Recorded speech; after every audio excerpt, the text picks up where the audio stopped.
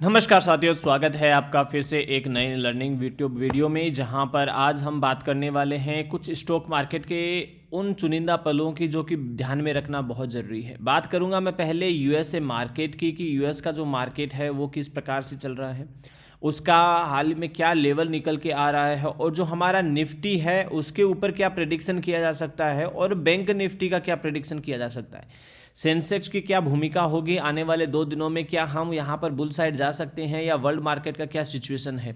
तो सबसे पहले मैं जो ये लेके चल रहा हूँ आपके सामने, ये लेवल है, ये 15 मिनट के चार्ट के ऊपर है S&P 500। मेरे हिसाब से ये शायद ऑल टाइम हाई के आसपास चल रहा है। यस, ऑल टाइम हाई चल रहा है अपने लेवल पर, यानी कि ये ऑल टाइम हाई चल रहा है। तो क्या इंडिकेट कर रहा है आपको, किस चीज़ को इंडिकेट कर रहा है? यूएस के अंदर बैठकर यूएस के लोग, उनका मार्केट है वो ऑल टाइम हाई चल रहा है, अब तक का हाई का लेवल ये मेंटेन कर रहा है। पूरे मार्केट है उनको डर का है, एक माहौल है, और वो करेक्शन पे करेक्शन किए जा रहे थे और फिर वहाँ पर बैठे हैं। लेकिन यूएस का मार्केट में कोई वीकनेस का साइन नहीं है, 0% यहाँ पर कोई वीकनेस है। अब जब वीकनेस है ही नहीं तो फिर डर काहे का। यहाँ पर देखो यूएस मार्केट में वीकनेस नहीं है। S&P 500 का ये हाल है, नास्डेक ऑल टाइम हाई है, डाउ जोन्स है वो ऑलमोस्ट अपने ऑल टाइम हाई के आसपास ही है, 50,000 पे था, 49,447 के ऊपर इंडेक्स ट्रेड कर रहा है। लेकिन यदि मैं स्टॉक्स को देखूं तो अभी जैसे स्टॉक्स को देखूं मैं वहाँ के, तो टेस्ला को देखें, टेस्ला अपने डाउन ट्रेंड में है, अभी ऊपर की तरफ नहीं है। माइक्रोसॉफ्ट को देखें, माइक्रोसॉफ्ट भी अभी बॉटम की तरफ ही है, बहुत ज़्यादा ऊपर नहीं है, यानी इंडेक्स ज़्यादा भाग रहा है, ये कम भाग रहे हैं।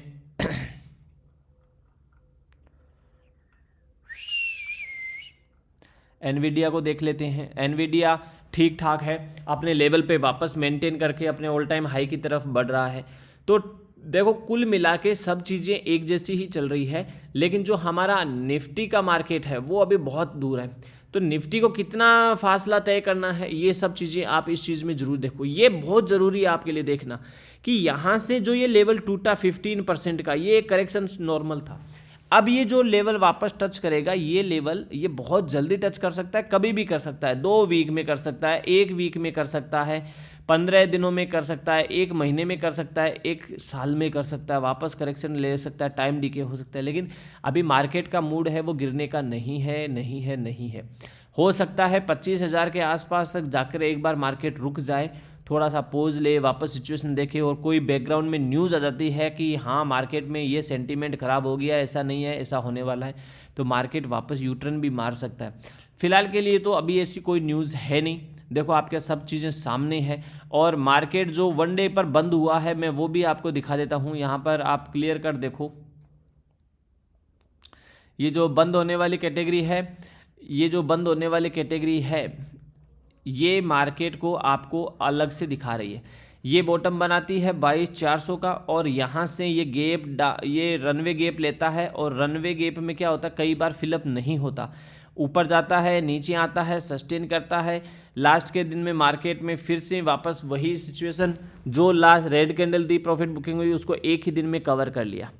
अब ये आप बैंक निफ्टी में देखो तो बैंक निफ्टी में भी सेम कंडीशन है, क्योंकि मार्केट में कोई भी सिनेरियो ऐसा नहीं है कि आपको बुलनेस या बियरनेस को अलग से डिफाइन करे। आप इन कैंडल्स को देखो, प्राइस को देखो, तो वापस क्या है, बुल का साइन क्रिएट हो रहा है। अब मेरे कहने पर कोई बाई और कोई भी सेल नहीं करेगा, मैं केवल एक प्रिडिक्शन कर रहा हूँ, जो कि कल मार्केट खुलने के बाद में गलत भी हो सकता है।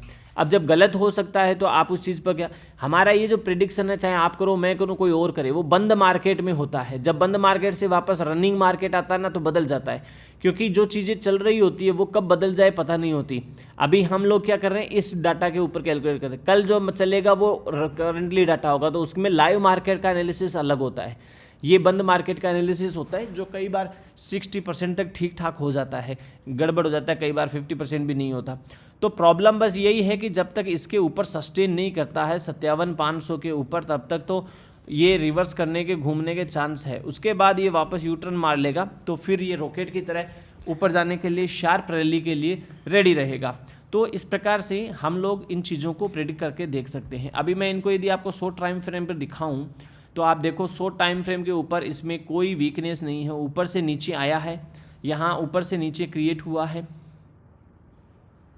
ये रहा, ये ऊपर से नीचे आता है, इसी लेवल को मेंटेन करता है और ये वापस यहाँ से एक शार्प रिकवरी लेता है।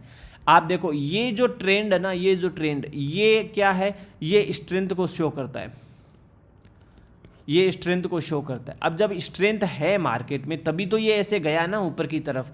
अब ये केवल आप कहोगे कि नहीं ये तो बैंक निफ्टी है इसलिए चला जाता है, निफ्टी में भी तो यही हाल है। निफ्टी कौन सा अलग से है, निफ्टी में भी तो शार्पली यही जा रहा है। ऐसा कोई कह ही नहीं सकता कि नहीं जा पा रहा है। हाँ, जिग जग करते चलता जा रहा है ऊपर। अब जब चल ही रहा है तो चलने दो, जब मार्केट भाग ही रहा है तो उसे भागने दो ना। क्यों आप आराम से उसमें टांग फंसाते हो कि हम लोग नेगेटिव ट्रेंड ले, नेगेटिव। अरे भाई नेगेटिव ट्रेंड से बचो। अल्टीमेट मार्केट हो या आदमी हो, इंसान हो, कोई भी हो, उसको जाना ऊपर ही है। उसकी जो लास्ट स्टेज है वो ऊपर की तरफ है। इसलिए आप बेफिक्र होकर तैयारी करो।